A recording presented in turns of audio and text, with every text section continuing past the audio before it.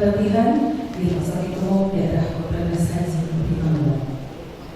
Yang terhormat hadir bersama kita wakil Direktur Rumah Sakit Umum Daerah Kota Haji Bintang yang dalam hal ini diwakili bersyukur kita panjatkan kepada Allah Subhanahu Wa Taala Tuhan Esa, di mana kesempatan di pagi hari ini kita masih diberikan nikmat kesehatan dan keselamatan guna berkumpul di tempat yang berbahagia dalam acara selamat datang kepada peserta pelatihan studi lapangan pelatihan kepemimpinan administrator angkatan ke-15 Kabupaten Bengkalis.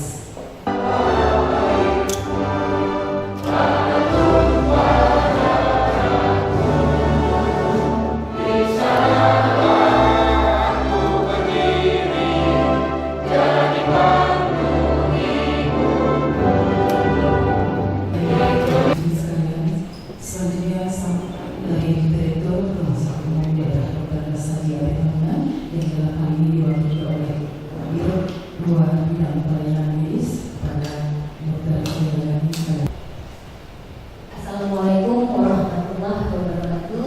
Selamat pagi dan salam sejahtera bagi kita semua. Yang saya hormati Bapak Edi, media suara yang mungkin jadi PKF dalam kegiatan studi lapangan PKA pada hari ini. Kemudian bapak-bapak dan ibu-ibu peserta PKA angkatan 15 dari Kabupaten Bengkalis, seluruh pejabat Ibu Kadin 3 bidang SDM dan Diklat, seluruh pejabat struktural dan manajemen RSUD Bengkalis yang berhadir pada hari ini. Seharusnya Bapak Direktur yang berencana untuk menghadiri kegiatan ini, tapi dikarenakan keadaan yang kurang sehat sehingga beliau tidak dapat berhadir bersama kita di sini bersama-sama dalam kegiatan studi lapangan pada hari ini. Saya mewakili Direktur RSUD Taruna dan juga seluruh pejabat struktural yang ada di sini mengucapkan selamat datang kepada bapak-bapak dan ibu-ibu, pada bapak punya suara dari Provinsi Riau dan bapak-bapak PKA dari Kabupaten Bengkalis. Inilah RSUD Sunada Haji Taruna Kabupaten Deli Serdang. Kami di sini memberkati pendidikan rumah sakitnya Pak dengan bed sekitar 211 bed. Ada beberapa pelayanan yang nanti akan disampaikan pada presentasi terkait dengan profil rumah sakit.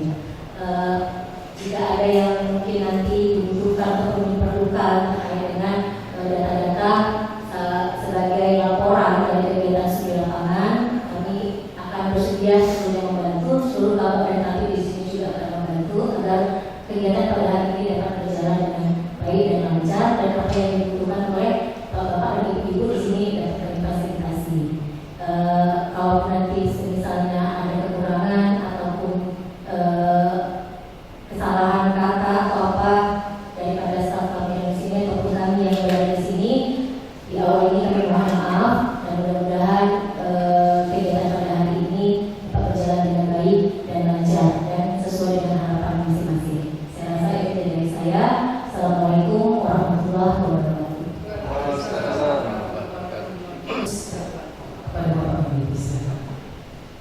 Baik, terima kasih atas waktu yang diberikan. Bismillahirrahmanirrahim. Assalamualaikum warahmatullahi wabarakatuh. Alhamdulillah wa syukurillah wa haula wa la quwwata illa billah. Selamat pagi dan salam sejahtera untuk rekan-rekan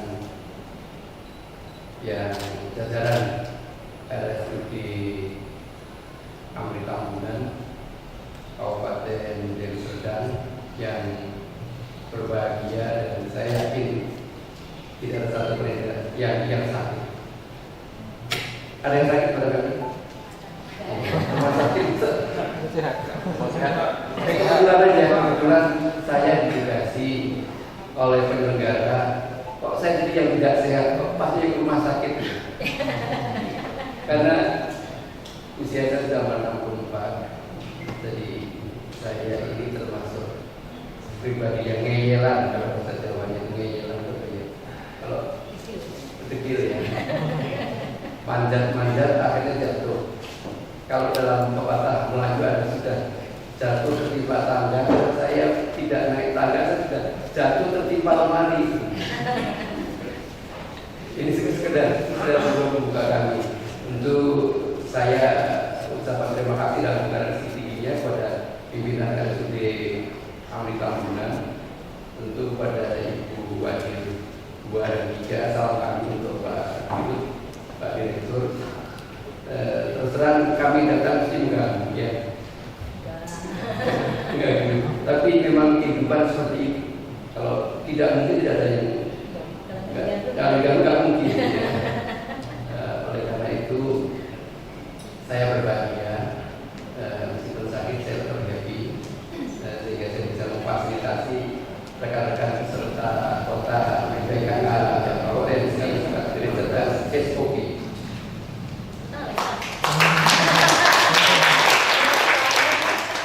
Dan saya mohon maaf karena tadi bawa tas berat, karena saya selain BPS Bara ini saya pengurus nasional masih masyarakat saat di seluruh Indonesia. Sehingga setiap saat pertemuan virtual sehingga bawa sendiri tidak mudah kurang lagi. Kemudian di wilayah Asia Pasifik juga saya urus CEC, Current Knowledge Center. Tugas saya memberdayakan petani kelapa agar tidak menjual kelapa muda. Nah, minuman fungsional terkait dengan kesehatan itu virgin dan tahu ya. Ya ternyata kemarin saya sudah lama tidak mengkonsumsi, ini sampai promosi ya kawan. Dengan minum fisiko ini yang tensi saya 180 ke atas, sekarang sudah normal 130, bawahnya 80. Ini kemasan gas, Pak. Kesehatan tradisional. Iya, nanti kalau berkenan saya kirim. Pada hari itu silakan nanti rekan-rekan lebih jauh lagi mendalami apa yang ada di rumah sakit ini. Baik, Assalamualaikum warahmatullahi wabarakatuh.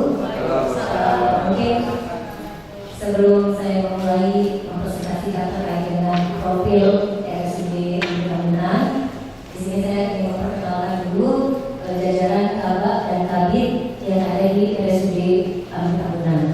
Mungkin diawali dari sebenarnya ada satu lagi model kami, Bapak Ibu, Wakil Direktur Bidang Administrasi Umum. Kebetulan Ibu ada satu lagi ada tugas keluar sehingga dapat hadir bersama kita pada hari ini. Di bawah jajaran model 1 itu ada kabak sekretariat, itu ada Pak Roy Sander Simamora. Kemudian ada kabak perencanaan, Dr. Gigi Sofian. Kemudian di sana lagi ada kabak keuangan. Kemudian kabak keuangan juga sekarang ada pelatihan terkait dengan perkada di Jakarta yang tidak bisa berhadir. Kemudian ada wadah 2 saya sendiri, di bawah saya ada 3 bidang. Jadi yang pertama ada kepala bidang pelayanan medis, itu Dr. Dwi Herawati spesialis anak. Kemudian ada kepala bidang keperawatan, ada Bapak Pranajaya Estate Nurse. Kemudian ada kepala bidang penunjang medis, Ibu Wahyu Widianti SKM UKM. Kemudian satu lagi ada Ibu Wadir 3, Ibu Nurhani, nanti Wadir SDM dan Diklat. Gambaran umum dari RSUD Amri Tambunan. RSUD Amri Tambunan itu merupakan rumah sakit pemerintah Kabupaten Deli Serdang, rumah sakit B pendidikan. Saat ini kami berstatus sebagai RSUD dan sudah mendapat SK dari Bapak Bupati menjadi unit organisasi bersifat khusus itu pada bulan Februari 2024 kemarin baru di SK. Kami juga saat ini telah melaksanakan PLUD penuh yang tidak disokong lagi oleh APBD kecuali hanya gaji. Jadi hanya gaji ASN dan ada beberapa non ASN yang masih ditanggung oleh Pemkab. Selebihnya kami berkelola sendiri untuk mencari anggaran terkait dengan problem obat, alkes, listrik, air, dan juga ada beberapa gaji non ASN yang di bawah BMD. Saat ini kami memiliki 211 tempat tidur yang terdiri dari VIP, kemudian ada kelas 1, ada kelas 2, dan kelas 3, dan juga dari ruang isolasi dan ruangan IP.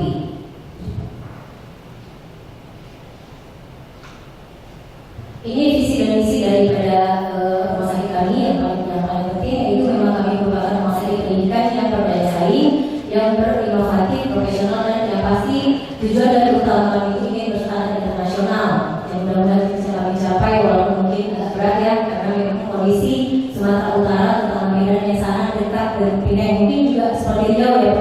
sehingga beberapa masyarakat kita itu lebih senang berobatnya ke Malaysia daripada di negaranya sendiri. Mungkin itu yang perlu dikembangkan, bagaimana kira-kira agar menahan mereka jangan berobat ke luar negeri. Cuma salah satu visi dan misi kami di sini.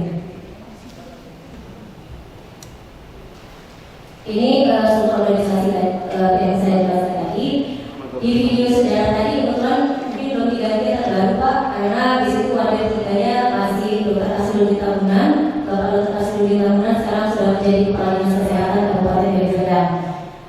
Karena videonya dibuat pada saat beliau masih Bupati 3, jadi belum diganti. Ini susunannya sekarang ada beberapa wadir, ada wadir administrasi umum, pelayanan medis dan juga pendidikan dan SDM.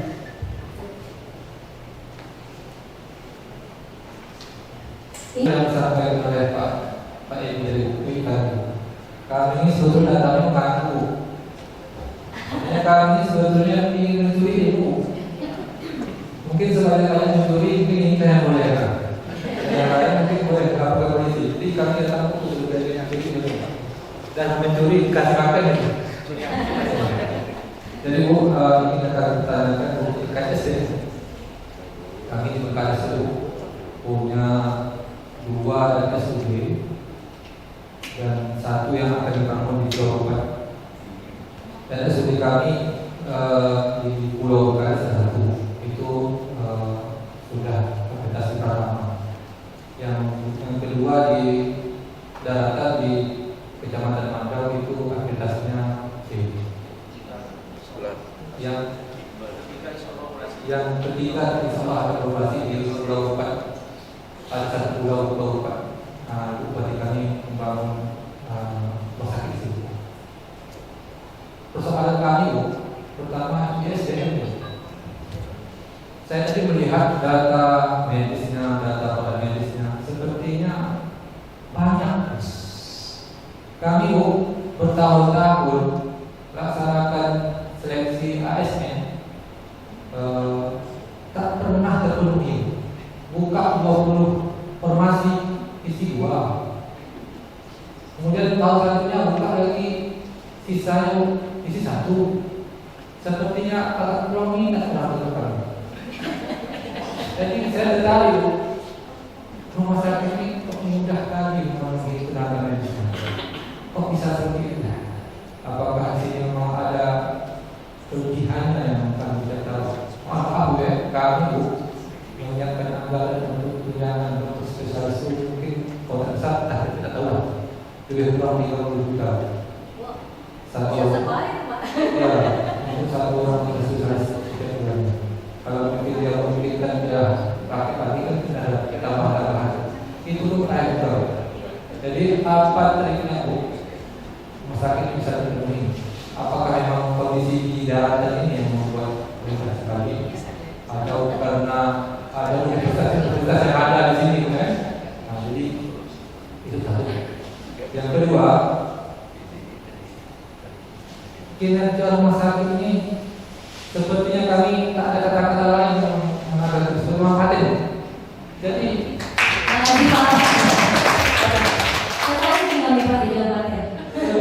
sebelum kami kesini Bu, kami kan booking juga mencari informasi mengenai praktis apa yang ada di sini. Sepertinya sangat banyak. Yang berdekatan dengan kota Medan itu satu. Jadi sebenarnya banyak tenaga medis kita itu tidak berdomisili di Deli Serdang, tapi berdomisili di Medan. Dan kebetulan dengan adanya Bandara Kuala Namu dan adanya jalan tol dari Medan ke Malang itu hanya membutuhkan waktu lebih kurang 30 menit, lebih kurang. Kalau pakai macet ya, pakai macet sejam. Nah itu juga mungkin beberapa faktor yang menyebabkan kita lebih gampang mencari tenaga kesehatan dibandingkan mungkin daerah Bapak Ibu yang lebih ke kepulauan ya, lebih ke kepulauan. Tapi kalau saya lihat dari tunjangan medisnya itu Pak, tunjangan per bulan berarti kayak di luar dari yang lain-lain kan, luar dari jasa, luar dari gaji dan sebagainya, itu sebenarnya sudah bisa dibilang sangat gede ya, 30 juta. Karena kami di sini menggaji dokter spesialis itu Pak, satu orang itu hanya 5 juta. Satu orang hanya 5 juta, itu di luar dia yang honor ya, yang honor yang cerita ya. Kalau yang ASN kan sesuai dengan gaji ASN.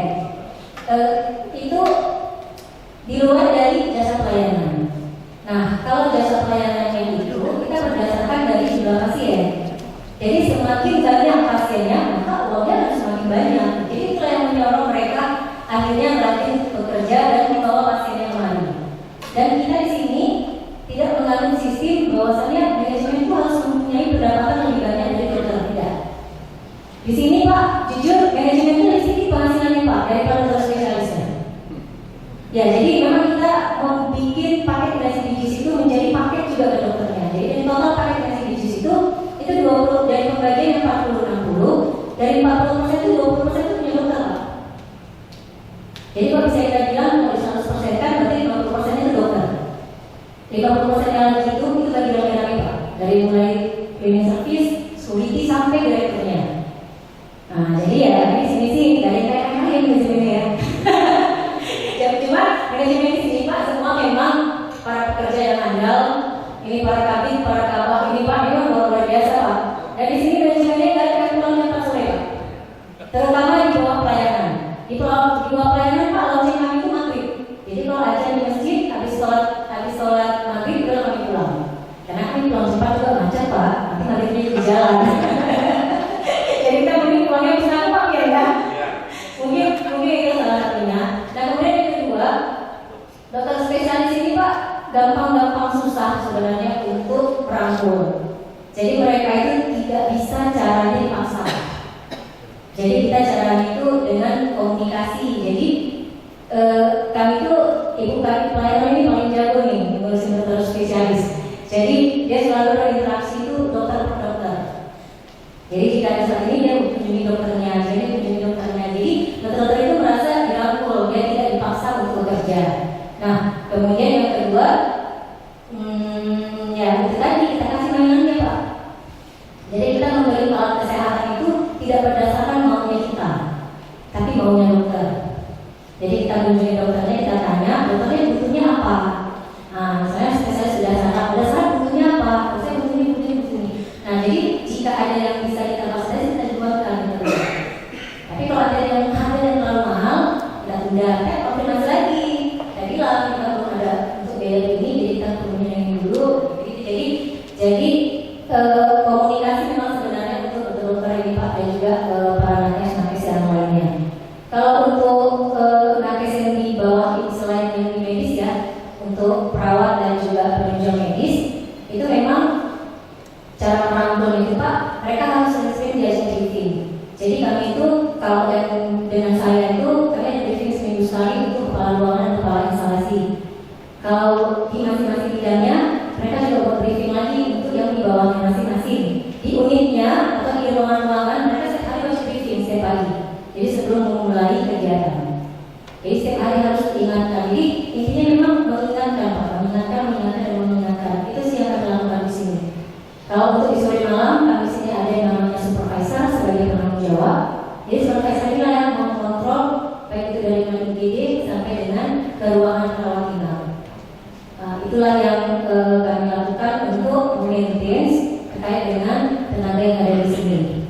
Jadi kalau dia kita saat ini dokter spesialis itu lebih banyak yang non ASN daripada ASN Pak. Nah, inilah tahun ini kami baru dikasih Pak lagi untuk spesialis, tapi ternyata bukan spesialis semua, konsultan yang bukan semua. Jadi subspesialis dan ASN yang terbuka di tahun ini. Kali ini kita kalau untuk subspesialis, yang ASN itu subspesialisnya hanya 2 orang ya, hanya 2 orang itu gastroenterologi patologi penyakit dalam, itu dokter Asriudin dan dokter Dinas. Kemudian yang kedua itu ada dokter Padu konsultan onkologi. Ada lagi kita punya sekitar 6 konsultan, ke-6-nya itu merupakan ASN. Kalau konsultan kita gaji 1 bulan 10 juta, makanya lebih besar punya untuk spesialis 30 juta. Kalau konsultan mungkin 50 juta ya Pak.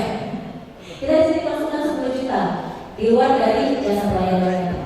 Dan memang dokter-dokter kami di sini bisa dapat jasa sampai 100 juta Pak 1 bulan. Karena memang kita 50% memang kita penuhi itu dokternya semua. Jadi sebenarnya itu yang menarik mereka mau tetap tinggal.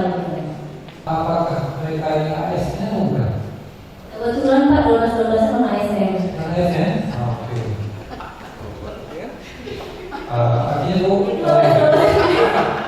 karena kami ini kan di KPP itu di pegawai kan, tapi jadi hal yang saya pikirkan pertama gitu kan. Berarti mana SEO?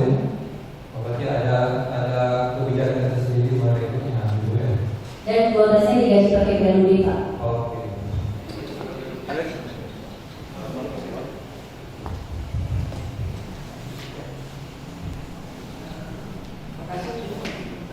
Sedikit saya mau menambahkan penjelasan dan pertanyaan dari Pak Heri terkait kinerja. Saya sangat tertarik dengan penjelasan Ibu Wanda tadi terkait rumah sakit Dr. Amri ini untuk anggaran-anggarannya itu sudah belum full. APBD hanya untuk bayar gaji, kan? Kalau secara APBD untuk dari Santa dan pegawai, saya rasa lebih kurang sama tadi, sekitar 4,8 atau lebih gitu ya. Dengan jumlah penduduk yang mungkin jauh beda. Kalau dari Santa kita 6 jutaan ya? 2 juta. Kalau penggaris jumlah penduduk sekitar 400-an ribu. Cuma masalahnya seperti yang ditanyakan oleh Pak Heri tadi, kita di Bengkalis itu ada 2 rumah sakit. Bengkalis ini ibu kotanya di pulau, lebih kurang 1 jam lebih udah sampai ke Malaka. Jadi yang untuk penduduk Bengkalis, kalau untuk sakit-sakit penting demam aja mau ke Malaka. Jadi untuk meningkatkan pendapatan bulat ini agak susah gitu. Untuk dokter spesialis saja seperti tadi kita sudah memberikan tunjangan 30 itu malah kurang terus kan? Dan sering tidak ada yang tepat. Mereka lebih milih di rumah sakit Duri itu kan aksesnya lebih dekat ke Kagaru, ke Medan gitu kan. Terus itu gimana? Kalau ada samaran gitu kan, atau mungkin bisa kerjasama gitu, rumah sakit Dr. Amri ini dengan rumah sakit Bengkalis gitu. Karena terus terang sebenarnya ini resiko kan. Kita cuma pakai speed ferry itu kita jam lebih udah nyampe. Tapi kalau ke Sumatera, ke Palu itu kita naik Rono, antri berjam-jam, dan itu biayanya juga lebih kurang. Mungkin biasanya gambar bekas. Ya, izin Ibu, sebelumnya kita sudah pernah mendapatkan kunjungan dari Rumah Sakit Mandau. Pribadi waktu itu direkturnya masih Dr. Hairi Afif. Dr. Ria, yang kebetulan yang merupakan anak mantan Bupati dari Serdang Pak Afif. Nah, jadi mereka di sekitar kemarin itu berapa orang ya? 30-an ya? Berapa orang itu lah ya? Ada orang mereka yang datang kemarin untuk melakukan studi pada saat itu. Jadi ada beberapa hal juga yang kami sampaikan. Maka ada beberapa bentuk form dan sebagainya sudah kami berikan kepada Rumah Sakit Mandau pada saat itu. Tapi kalau saran saya, karena itu bentuknya kepulauan, untuk menghindari masyarakat yang di situ pergi berobat, mungkin fasilitas yang dilengkapi dan diperbaiki. Fasilitas ini mungkin kenyamanan gitu ya. Jadi rumah sakit itu yang pertama mencari orang sebenarnya nyaman. Bagaimana orang bisa merasa nyaman di rumah sakit itu, baik itu dari sisi kebersihan, kerapian, dan keramahannya. Nah, kemudian kenyamanan itu juga didukung dengan fasilitas yang ada di dalamnya. Contoh misalnya kalau nanti kita buat mereka yang cantik bagus, ini orang akan betah di situ. Dan mereka akan memilih tetap di rumah sakit kita dibanding ke rumah sakit lain. Itu terkait dengan kondisi rawat inapnya, begitu juga dengan rawat jalan. Ruang tunggunya kalau kita buat AC dingin dengan poli bagus dan pelayanan ST di situ, mungkin juga akan membuat orang betah kan gitu. Nah yang kemudian yang kedua, fasilitas alkesnya. Nah mungkin yang beberapa dibutuhkan dari dokter spesialisnya ataupun dari masyarakat itu tidak terpenuhi di rumah sakit di Kabupaten Betalis gitu, sehingga mereka harus pergi ke luar. Itu juga dengan obat-obatannya dan pemeriksaan laboratorium dan radiologi yang ada di rumah sakit mungkin tidak terpenuhi sehingga mereka harus pergi ke luar. Mungkin kalau untuk pemantauan saya rasa dari sisi guru, jadi kalau dari dilengkapi aja semua di situ dan orang datang nyaman, bersih, petugas semua ramah, saya rasa akan berkurang orang yang pergi ke Malaka. Itu menurut saya. Tapi keadaan sebenarnya mungkin ibu dan bapak yang lebih tahu di sana. Ini menceritakan kondisi rumah sakit Kabupaten Betalis. Mungkin kalau di Kecamatan Nanggung saya kurang paham, tapi kalau untuk di Betalis, ya kenapa kami lebih banyak berobat ke Malaka? Karena begitu kita datang kita dari sambut dengan baik. Jadi sebenarnya penyakit itu hanya berapa persen yang paling membutuhkan psikologisnya. Kalau psikologisnya bagus, ya insya Allah dia akan segera sembuh. Ya. Saya juga kemarin yang video malah tahu. Ternyata bapak ini malah juga. Makanya orang imigrasinya mau kemana? Ibu bisa dibuat survei sebenarnya. Kenapa mereka pada pergi ke Malaka? Apa penyebabnya? Iya, mungkin survei masyarakat bisa dilakukan supaya bisa perbaikan. Ya makanya sebenarnya pelayanan makanya kebetulan dengan ini dan kebetulan ini ada aplikasi bisa Dimutasi kan itu banyak nggak lupa. seperti itu. Dan kawan-kawan di BKD ini Pak Kalimantan juga bisa membawa mungkin kemarin kawan-kawan dari Mantau sudah konsultasi atau pribadi ke sini mudah-mudahan. Dari awal yang pertama kali saya jadi body pelayanan, yang pertama saya rubah itu mindset daripada perawat-perawat yang ada di rumah sakit. Jadi saya memaksa mereka untuk tersenyum, memaksa mereka untuk menggunakan lipstick, maaf Pak. Karena apa? Kalau perawat yang kusam, saya bilang pasien tambah sakit. Ya lihat perawatnya udah sakit kan Pak, mending kalau sakit kalau lihat perawatnya penuh tambah sakit ya. Kalau senyum boleh ya. Kemudian yang kedua fasilitas yang ada. Nah, kalau untuk perawatnya itu ya memang jujur Pak, kalau untuk kepada RSN ini merubah mindsetnya susah. Jadi memang sebagai manajemen rumah sakit itu harus diperlukan orang yang tegas dan keras untuk bukan mengatur sebenarnya Pak, mengajak mereka memberikan pelayanan yang baik kepada pasien-pasien.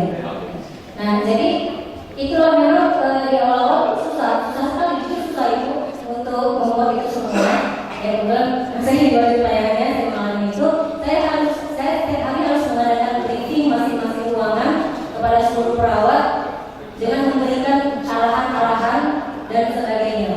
Dan di awal-awal ya mungkin agak kejam ya.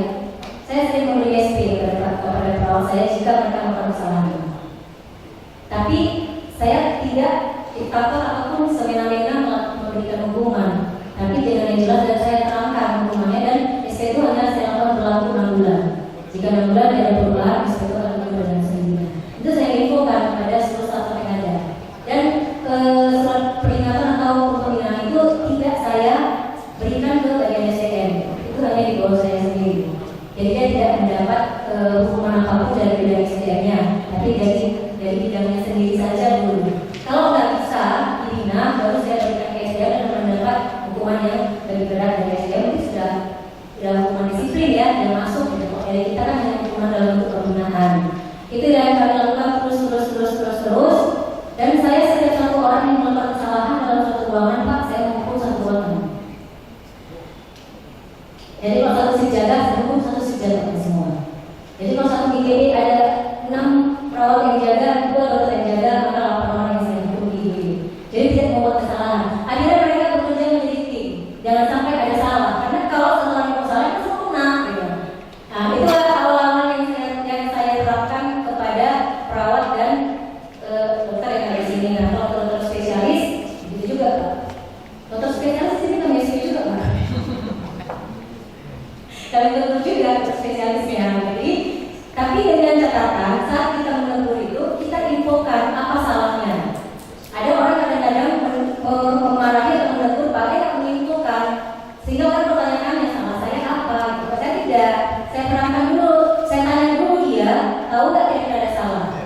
Kalau dia nggak ngerti salahnya apa, baru saya terangkan salahnya apa. Karena satu dia saya hukum.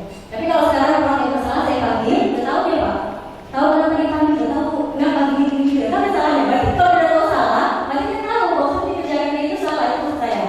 Kalau dia tahu salah, berarti tidak boleh dikerjakan gitu. Jadi besok jangan dikerjakan lagi gitu.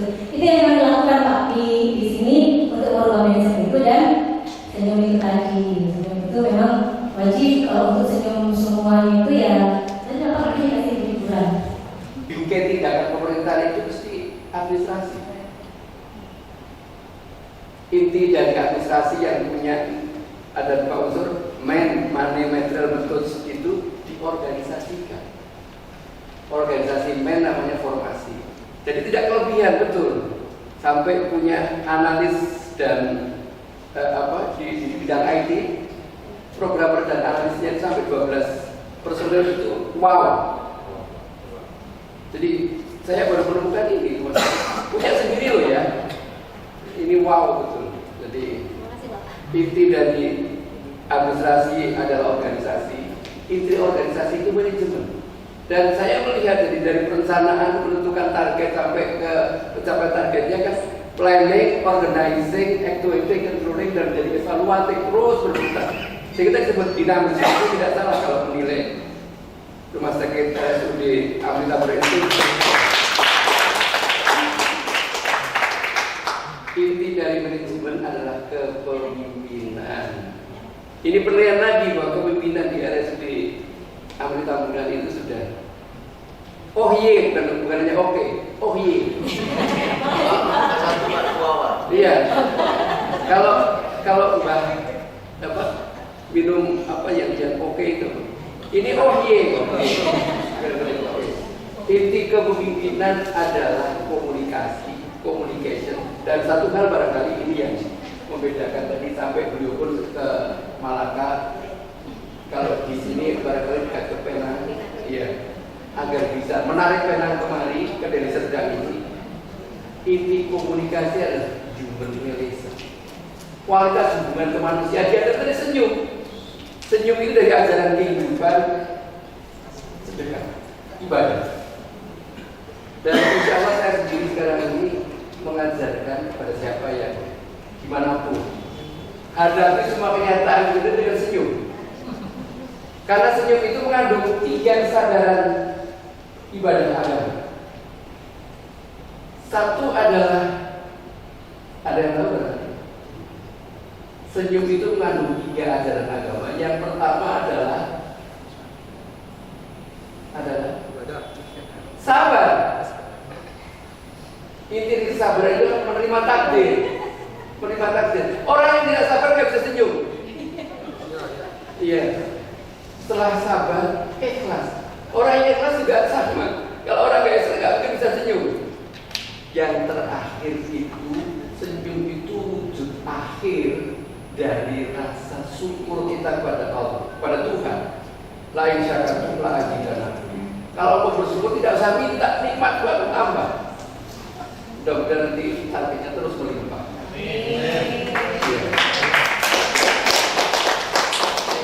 Saya kepada beliau gratis, saya siap bantu.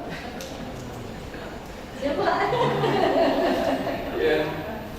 Dan seterusnya barangkali rekan-rekan Anda itu kan sudah menemukan best practice dari rumah sakit ini kan. Sekarang untuk lesson learn-nya, untuk lebih mendalami, jangan terlalu banyak mengganggu, tapi yakin beliau akan membantu. Iya Bu ya. Nah, dengar sendiri loh ya. Jadi terserah mau jam setelah sampai jam berapa nanti, yang penting jangan mengganggu. Tapi saya yakin bahwa ada yang juga oleh-oleh dari rumah sakit umum daerah Amrita Berinstitut ini. Oleh karena itu sekali lagi saya ucapkan terima kasih dan penghargaan yang tinggi kepada seluruh manajemen, khususnya yang ada di ruangan ini. Kami bangga. Kami bagian dari Indonesia. Iya, bagian dari Indonesia. Kami bangga. Darah saya merah putih. Dengan kemerdekaannya. Sekali lagi kita apresiasi, kita berterima kasih atas sambutan dari rumah sakit TRS seperti ahli tahunan, bagi rekan-rekan ingin mendalami lebih jauh lagi untuk mendapatkan sesuatu yang bisa dibawa pulang ke Bengkalis, silakan. Manajemen masih bersedia. Terganti sekali lagi saya tapi kopi apresiasi. Bapak Ibu hadirin sekalian, setelah berakhir tanya jawab tadi, maka berarti pula penyambutan pelatihan kepemimpinan administrator angkatan 15 Kabupaten Bengkalis kita selesai sampai di sini, dan kami juga mohon maaf kesalahan dan kesilapan kami di sana sini, dan saya sudahi dengan wakilan Menteri Korea. Assalamualaikum warahmatullahi wabarakatuh. Selanjutnya sesi